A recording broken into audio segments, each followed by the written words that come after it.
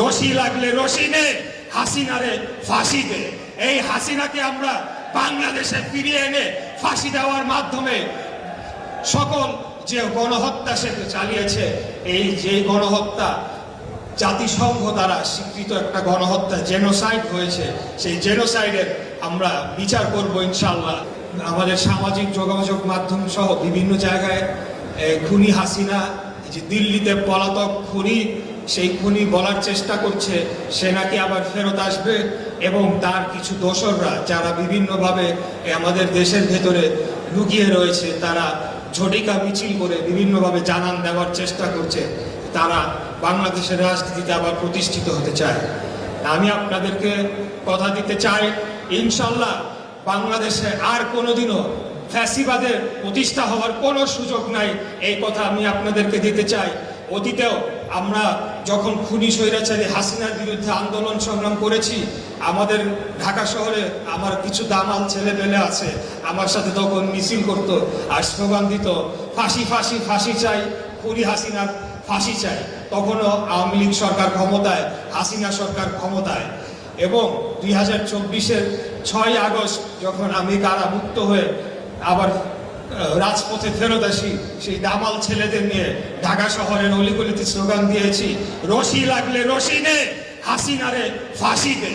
এই হাসিনাকে আমরা বাংলাদেশে ফিরিয়ে এনে ফাঁসি দেওয়ার মাধ্যমে সকল যে গণহত্যা সে চালিয়েছে, এই যে গণহত্যা জাতিসংঘ দ্বারা স্বীকৃত একটা গণহত্যা, জেনোসাইড হয়েছে, সেই জেনোসাইডের আমরা বিচার করব ইনশাআল্লাহ। বাংলাদেশ একটি স্বাধীন সার্বভৌম রাষ্ট্র হিসেবে গড়ে উঠবে এবং অন্য কোনো দেশের, অন্য কোনো রাষ্ট্রের সেবাদাসে পরিণত হবে না। যে কারণে মহান মুক্তিযুদ্ধ হয়েছিল 1971 সালে তৎকালীন পাকিস্তান কর্তৃক আমাদের দেশকে দাবিয়ে রেখে একটি ভিন্ন রাষ্ট্রের একটি দাস হিসাবে আমাদেরকে দাবিয়ে রাখতে চেষ্টা করেছিল। তার প্রতিবাদে জনগণ জেগে উঠে এবং যুদ্ধ করে। একইভাবে আমি মনে করি 2024 সালেও আমাদের পার্শ্ববর্তী রাষ্ট্র ভারতের যে সেবাদাসে বাংলাদেশকে পরিণত করেছিল খুনি স্বৈরাচারী ফ্যাসিবাদী হাসিনার সরকার, তার বিরুদ্ধেও একটা ক্ষোভ প্রকাশ ছিল 2024-এর জুলাই গণঅভ্যুত্থানের একটা অন্যতম উপাদান।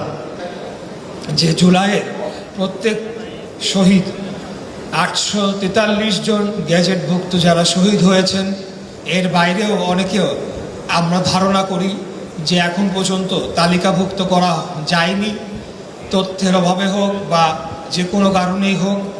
আমরা সকলকে তালিকাভুক্ত করার অক্লান্ত চেষ্টা করব এবং দ্রুততম সময়ে এই তালিকাটি সম্পন্ন করে সকলে যারা শহীদ হয়েছেন তাদের স্মৃতি সংরক্ষণ করার জন্যে তাদের যে তথ্য, সেই তথ্য আমরা সংরক্ষণ করব আমাদের মন্ত্রণালয়ের পক্ষ থেকে, এবং তাদের জীবন বৃত্তান্ত এবং কর্মকাণ্ড এবং বিগত দিনে আন্দোলন সংগ্রামে তাদের তথ্যচিত্র যাই আছে, যতটুকুই পাওয়া যায় সকল কিছু সংরক্ষণের মাধ্যমে আমরা একটা নির্ভুল শহীদদের তালিকা প্রণয়ন করতে চাই।